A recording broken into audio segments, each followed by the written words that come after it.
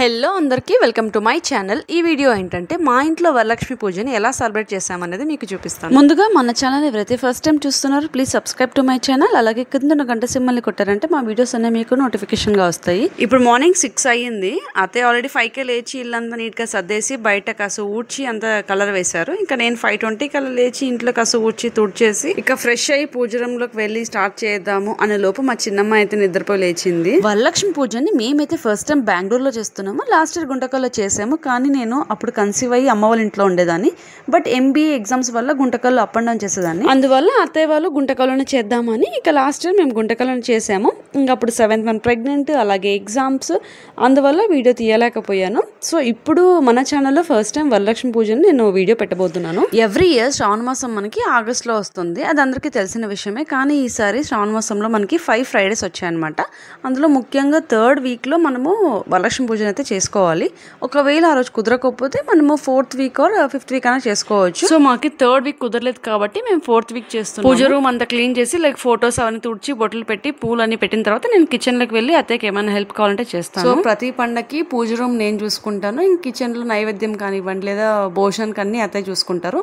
ఇక్కడ ఆల్రెడీ సగం వరకు చేశారు. ఇక స్వీట్ కి బెల్లం దంచడం, ఇలా చిత్రాన్నంకి నిమ్మకాయ పిండిడము, అండ్ ఇక్కడ ఓలిగల పిండి అయితే తడిపేస్తున్నాను. ఇలా చిన్న చిన్నవన్నీ నేను హెల్ప్ చేసేస్తుంటాను అత్తయ్యకి. ఫెస్టివల్ టైంలో బ్రేక్ఫాస్ట్ పెట్టుకుంటే కాదని మేము జస్ట్ లైట్గా ఇలా కాఫీ పాలు అలా తాగేస్తాం అనమాట.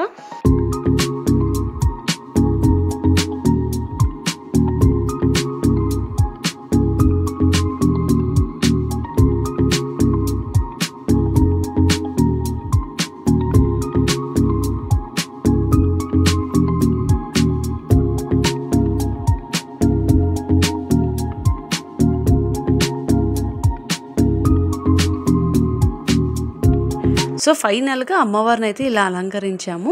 యాక్చువల్గా నేను ఇదంతా వీడియో తీద్దాం అనుకున్నాను. బట్ మా చిన్నమ్మ అయితే చాలా సతాయిచ్చింది.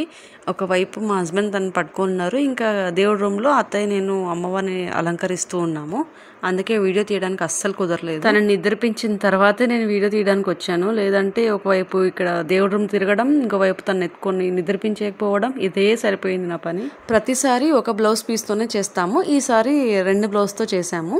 చాలా బాగా కనిపించారు అమ్మవారు.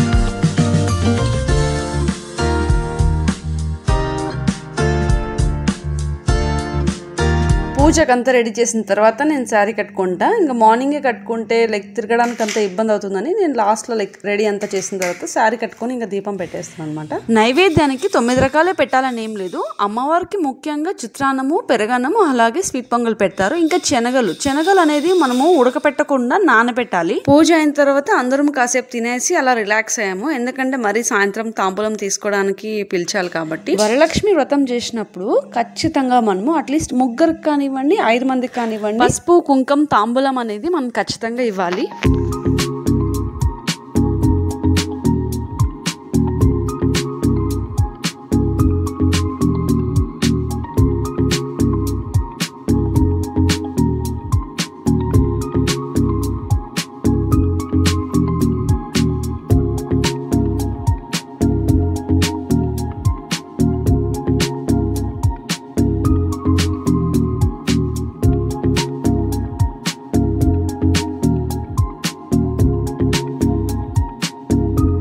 మేమైతే తాంబూలం ఇచ్చే ముందు కాళ్ళకి, చేతులకి, ముఖంకి అయితే పసుపు అంటిస్తాము.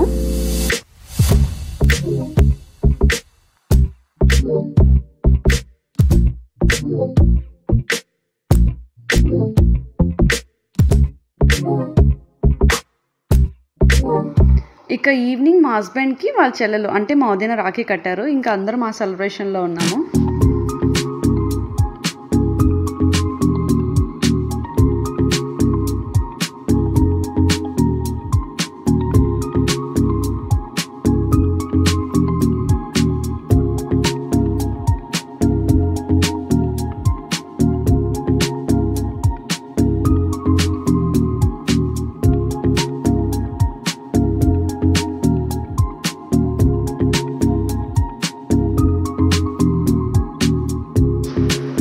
సో రాఖీ సెలబ్రేషన్స్ అయిన తర్వాత అత్తయ్య మామయ్య దగ్గర మేమందరం బ్లెస్సింగ్స్ తీసుకున్నాము. అది చూసి మా పెద్దమ్మాయి కూడా వచ్చి నన్ను కూడా బ్లెస్ చేయండి అని తను కాలు మొక్కుతా ఉంది. మీ అందరికీ కూడా అమ్మవారి బ్లెస్సింగ్స్ దొరకాలని కోరుకుంటూ ఈ వీడియో కనుక మీకు నచ్చినట్టు అనిపిస్తే ప్లీజ్ లైక్ చేయండి, షేర్ చేయండి, అలాగే కామెంట్ చేయండి. Thank you for watching this video.